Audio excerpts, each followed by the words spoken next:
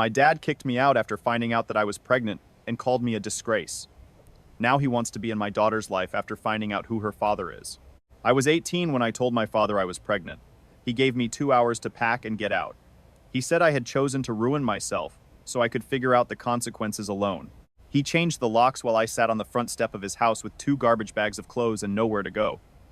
My daughter's father was a one-night thing during freshman orientation at college. I did not even know his last name, just that he went by Henry and was visiting from Norway. I never saw him again after that night. I did not have his number, did not know his school, nothing. I dropped out, moved into a shelter, and had Laya alone in a county hospital while my father told everyone I had run off to be a stripper in Vegas. 5 years of absolute hell followed, waiting tables at a diner where customers grabbed my arm for $2 tips, living in a studio apartment with black mold creeping up the bathroom wall and roaches in the cabinets. Leia sleeping in a dresser drawer lined with a folded towel because I could not afford a crib. Food stamps, WIC appointments, walking 3 miles to work because the bus did not run that early. My father lived 20 minutes away in the 5-bedroom house I grew up in. The one with the circular driveway and the lawn service that came every Thursday. He never called, never visited, and told the whole extended family I was dead to him. My brother Elliot would secretly meet me at parks, bring Laya clothes from thrift stores, and slip me $40 when he could, but he was too scared to do more. Our father had threatened to cut him off too if he helped me. And Elliot was still in college, still living under the same roof, still dependent on the man for tuition. I made it work though. I got my GED through an online program while Laya slept in that drawer beside my mattress. I started community college when she turned 3, found better waitressing shifts, saved every penny in a coffee can taped under the sink, moved us to a slightly safer building with a working deadbolt. Laya was brilliant and funny. She started reading at 4 and could do basic addition before kindergarten. Everything I did, every double shift, every skipped meal so she could eat, was for her. My mother had died when I was 14, a fast cancer that took her in a single brutal summer. After that, my father turned grief into control. He went to church twice a week and ran our house like a reputation he was protecting. Image was everything to him. The right neighbors, the right car, the right story to tell at the country club. A pregnant teenage daughter with no husband and no explanation was a stain he refused to carry. So he cut me off like a rotten branch and went back to his clean, quiet, respectable life. For 5 years, I existed in his version of the world as a cautionary tale he told over coffee. The ungrateful girl who threw away every advantage he had given her. Nobody from that world ever reached out. Not one aunt, not one cousin, not one of the church friends who had watched me grow up. They believed him, because believing him was easier than wondering what kind of man locks his pregnant child out in the cold. The night it happened, I had planned it for a week. I waited until after dinner, after he had his 1 glass of scotch and seemed almost calm. I told him I was pregnant and that I was keeping the baby. He did not yell at first. That was the part that still wakes me up sometimes. He set down his glass very carefully, looked at me like I was a stranger who had broken into his house, and asked who the father was. I told him the truth, that it had been one night. That I did not know how to find the man. He stood up, walked to the kitchen, and came back with a calm I will never forget. He told me I had 2 hours. He said the word disgrace twice, slow, like he was tasting it. He said my mother would be ashamed, which was the cruelest thing he could have reached for because he knew my mother would have held me. He watched me cry and pack, and he did not move to help. When I came back down with my bags, the locksmith was already in the driveway. He had called the man before he even told me to leave. That detail mattered to me for years afterward. The planning of it, the way he had decided my exile before he had given me a single chance to explain. I slept in my car the first 2 nights. The old hatchback was technically in my name because he had bought it used and put it under me for the insurance discount. Small mercy. It was the only thing he did not take. On the 3rd day, a social worker at the free clinic helped me get a bed at a women's shelter on the east side of the city, and that became home for the back half of my pregnancy.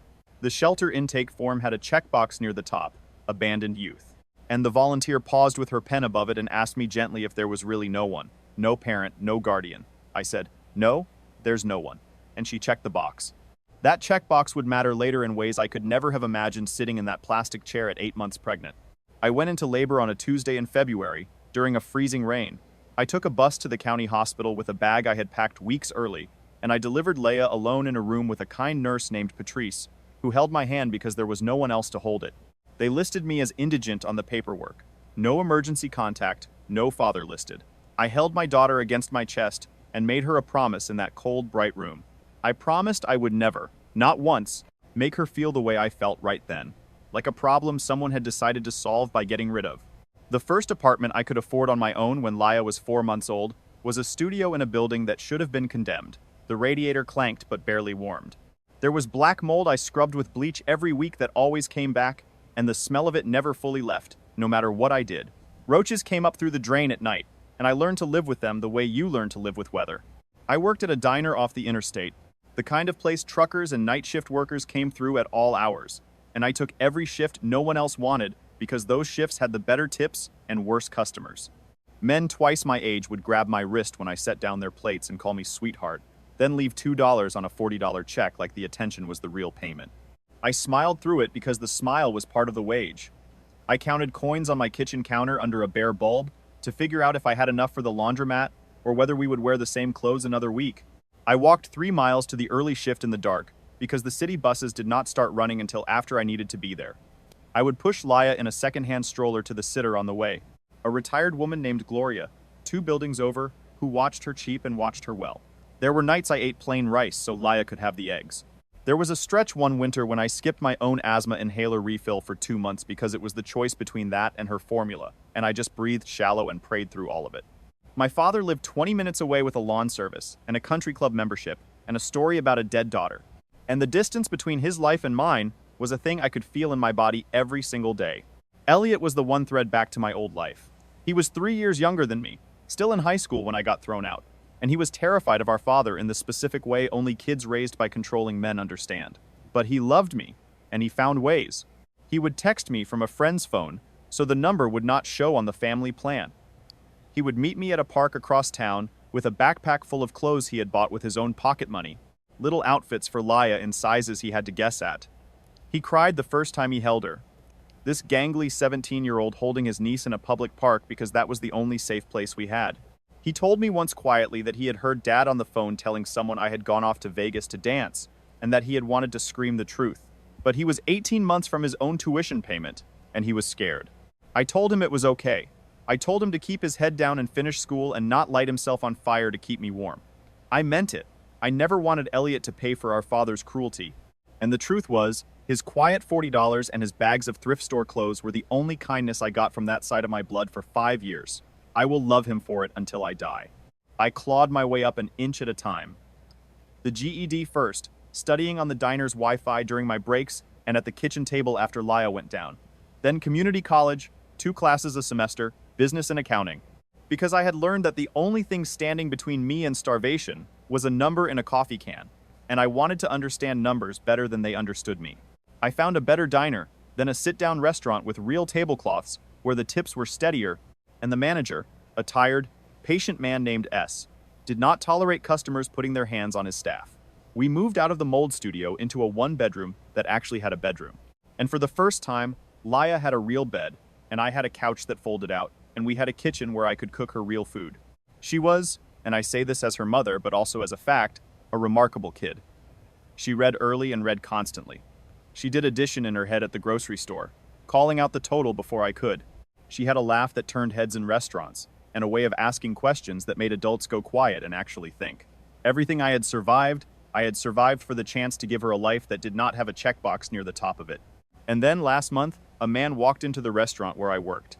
Expensive coat, the kind of quiet wealth that does not announce itself, and an accent I could not place at first. He sat in my section and kept looking at me.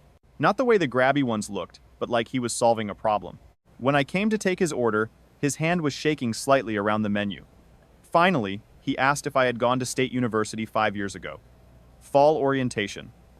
My heart stopped in my chest. It was Henry. Except the man in front of me was not a drunk college boy quoting Shakespeare on a dorm lawn. He told me his name was Henrik Solvang, and his family ran a shipping and renewable energy company out of Norway that was older than the country's oil money. The kind of fortune that gets written about in financial papers in languages I cannot read. He had been visiting the United States that fall on a student exchange under a casual anglicized name because he had not wanted, at 18, to be the heir to anything for 1 semester.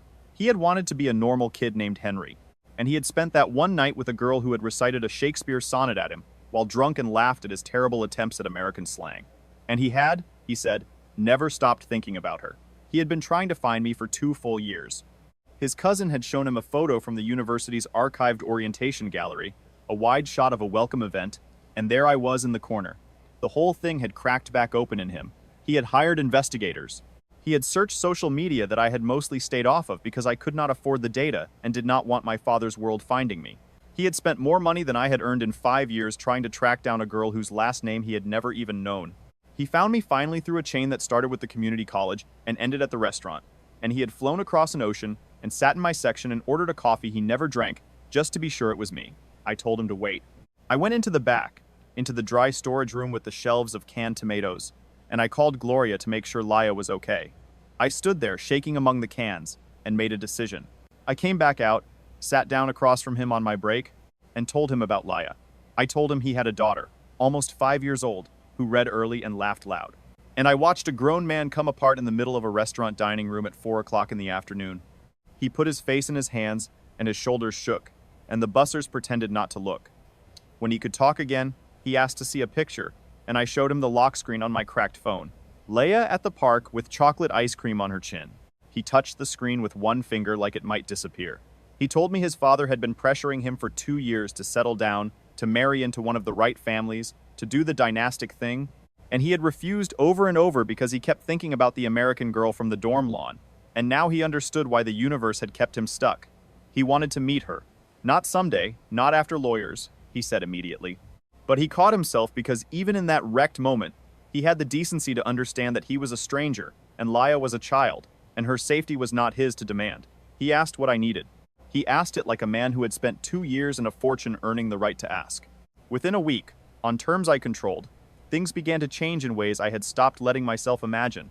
Henrik set up a trust for Laya that I could see but not touch, and that she could not touch until she was grown, structured so that no one, not him, not his family, not me, could raid it. He bought a house and put it in my name with legal language, which I would later understand protected me even from him. He insisted on backpaying 5 years of child support, every month I had gone without, into an escrow account that would not release until paternity was legally confirmed because he wanted it clean, official, unimpeachable. His family flew in from Norway within 2 weeks. His mother and one of his sisters were careful and warm, and they did not push. They did not grab. They treated the whole thing like the delicate, frightening, miraculous thing it was. And that, of course, is exactly when my father reappeared. He showed up at my new house on a Sunday afternoon with a bouquet of grocery store flowers and an expression I had not seen since before my mother died. Soft and grandfatherly and full of feeling, he stood on my porch, the porch of a house I owned, and he told me he had been wrong. He told me he had missed me every single day. He told me family forgives, that he was getting older, that life was too short to hold on to old hurts. The neighbors, he said, had told him about the car in my driveway, a vehicle with foreign plates and a value that did not fit my old life, and about the delivery trucks from stores he recognized. And he had gotten worried about me, he said. Worried I had fallen in with the wrong kind of people. I let him in. And I want to be honest that I let him in partly because some small, starved animal part of me had waited 5 years for him to stand on a porch and say he had been wrong. And partly because I already suspected exactly what this was, and I wanted to watch it happen with my own eyes. I let him sit on my new couch. I let him talk. He went on about second chances and how young I had been, and how he had only ever wanted what was best. How a father's love is a hard love. How he had been grieving my mother and not himself in those years. And then he saw the framed photo on my mantle. Leia with Henrik's mother and sister at a hotel suite downtown. The unmistakable backdrop of money, and I watched his whole face change. I watched the grief drain out of it, and something hungrier move in behind his eyes.